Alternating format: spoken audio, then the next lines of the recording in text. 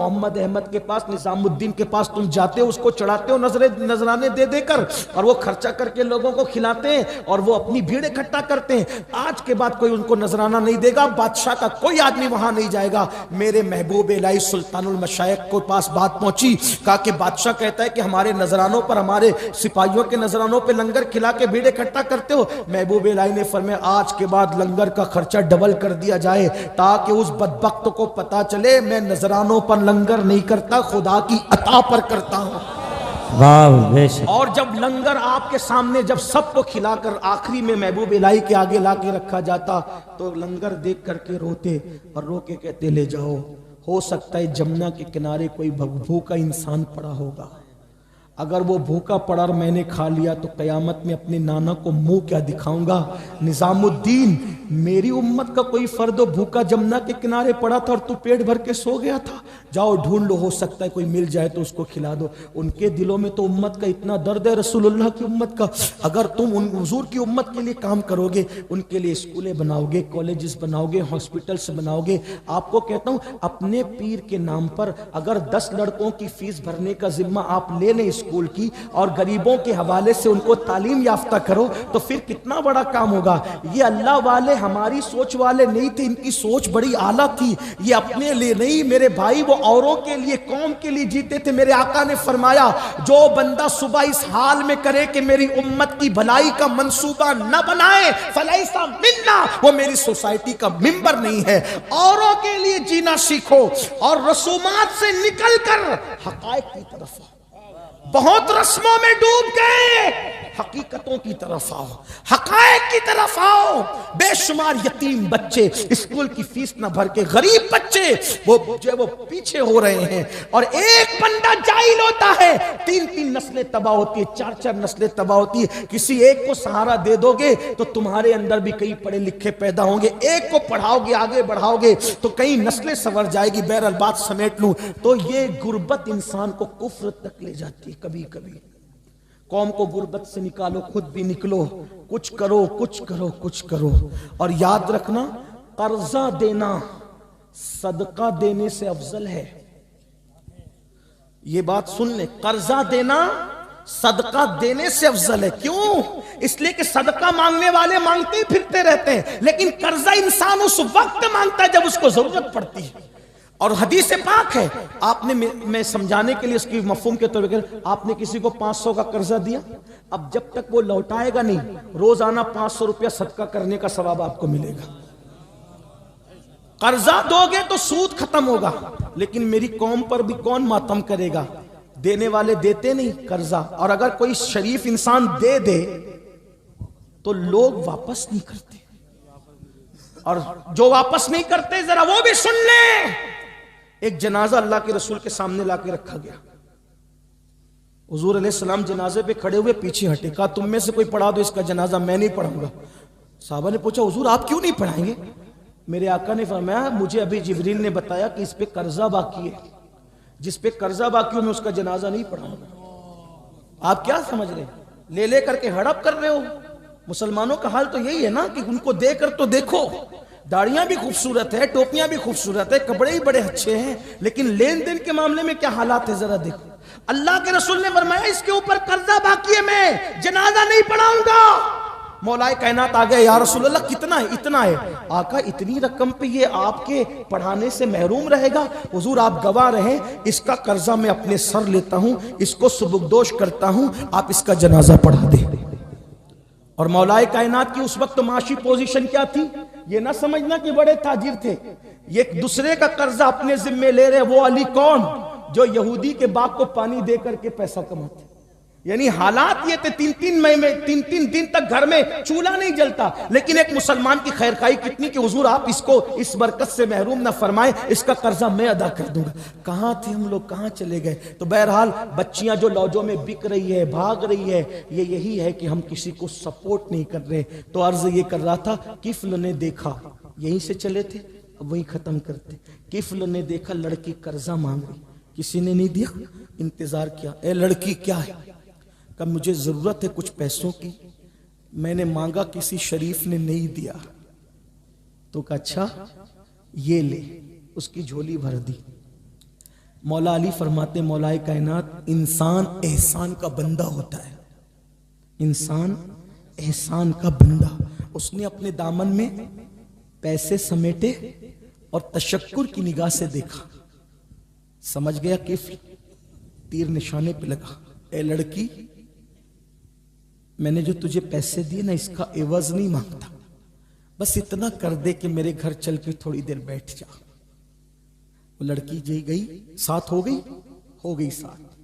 ہاں، ایسے ہی بچیاں کسی کے سامنے سرنڈر ہوتی ہیں.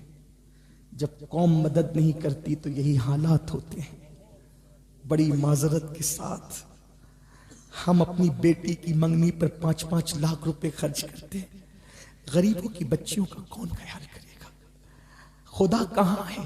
کہاں ہے؟ غوث پاک نے ایک دن پوچھا اللہ تو کہاں ہے، میں تجھے کہاں ڈھونڈوں؟ تو الہام ہوتا ہے عبد القادر تو مجھے غریبوں میں تلاش کر، شکستہ دلوں میں تلاش کر، وہیں پا لے گا. اللہ اکبر. غریبوں کا خیال کرنا سیکھو، صرف کما کر اپنے لیے نہیں، اوروں کے لیے. اور میں آج یہ بھی کہنا چاہتا ہوں، ان بڑوں کی محفل میں شادی کے خرچوں پہ تو بات ہوتی ہے، شادی کا خرچہ کم کرو، یہ خرچہ کم کرو، وہ خرچہ کم کرو. میں آج رودرپور میں یہ بھی کہہ کے جا رہا ہوں، جلسوں کا خرچہ بھی کم کرو. ہاں، جلسوں کا خرچہ بھی کم، جہاں نئی ضرورت ہے نا وہاں نہیں کرے. میں جاتا ہوں، یہاں ایسا نہیں ہوا، ماشاءاللہ علامہ زاہد صاحب دانشور آدمی ہے، نہیں کیا، اچھا کیا. میں نے ایک محفل میں 150 ہار بھی پہناتے ہوئے لوگوں کو دیکھا. مجھے پہنا ہے، کمیٹی کا ہر آدمی ہار پہناتا ہے. میں کہتا ہوں ایک سے کام چل سکتا تھا نا. مسجد کے امام لوگ خودکشی کر رہے ہیں یار، ہم کہاں ہیں؟ ہم ایک خطیب کو 150 ہار پہنا رہے ہیں، اور وہ بندہ پورا مہینہ امامت کرتا ہے، پوری زندگی لگا دیتا ہے. ہم اس کو 5000 سے آگے نہیں بڑھتے، ان کی خدمت نہیں کرتے. کہاں ہیں ہم لوگ؟ کتنی حیرت کی بات. اور پھر کیا کہتے ہیں، یہ 2 کوڑی کا امام، یہ 2 کوڑی کا. میں کہتا ہوں کتنا غصہ آتا ہے. 2 کوڑی کا امام جس کو کہتے ہو نا تم، نادان، تیری ماں تیرے باپ پہ حلال نہ ہوئی ہوتی اگر اس امام نے خطبہ پڑھ کے ایجاب و قبول نہ کروایا ہوتا. تیرا باپ قبر میں سکون سے سونے کے قابل نہ ہوتا اگر اس امام نے آگے بڑھ کر جنازہ نہ پڑھایا ہوتا. اماموں کو 2 کوڑی کا امام کہتے ہو؟ کتنی حیرت کی بات ہے. بچہ پیدا ہو تو اذان دینے یہی آئے گا، باپ مرے گا تو جنازہ پڑھانے یہی آئے گا، نکاح پڑھانے یہی آئے گا، اور پریشان ہو جاؤ گے کسی نے سحر جادو کر دیا تو تعویذ بھی یہیں سے لیں گے. لیکن ان کی قدر کتنی کر رہے ہو؟ خدا کے لیے رحم کرو. اگر جلسے بھیڑ اکٹھا کرنے کے لیے کیا ہے جو چاہو کرو، اور اگر انقلاب کے لیے کیا ہے تو فقیر کے ان جملوں پہ غور کرنا، غریبوں کا خیال کرنا اور اماموں کا خیال کرنا. اور ایک بات بھی کہہ دوں، آج ماہرہ متارک میں عرس قاسمی تھا، بہت مرتبہ ہمارے سرکاروں نے یہ بات کہی، اب یہ مت لے کر چلو کہ میری برادری میں شادی، میری برادری میں شادی. میں یہ برادری کچھ نہیں ہے میرے بھائی. میرے آقا نے فرمایا کلکم من آدم و آدم من تراب، تم سب آدم سے ہو اور آدم کو مٹی سے بنایا گیا تھا. کسی کالے کو کسی گورے پہ، کسی گورے کو کسی کالے پہ، کسی عربی کو کسی اجمی پہ، کسی اجمی کو کسی عربی پہ کوئی فضیلت حاصل نہیں ہے مگر تقوی کی وجہ سے. تو یاد رکھو، یہ نہیں کہ میری برادری میں بچیاں پڑی ہے یار، کسی بھی برادری میں کر لو، اگر ایمان ہے، صحیح العقیدہ ہے، کسی بھی برادری سے لے کر کے آؤ، کچھ نہیں ہے. آپ بہت زیادہ شریف ہو گئے. امام حسین نے کس کے ساتھ پہلا نکاح کیا؟ امام حسین نے پہلا نکاح کس کے ساتھ کیا؟ آپ سے پوچھتا ہوں، رسول اللہ کے نسب کے برابر تو کسی کا نسب ہے ہی نہیں، رسول اللہ کے حسب کے برابر تو کسی کا حسب ہے ہی نہیں.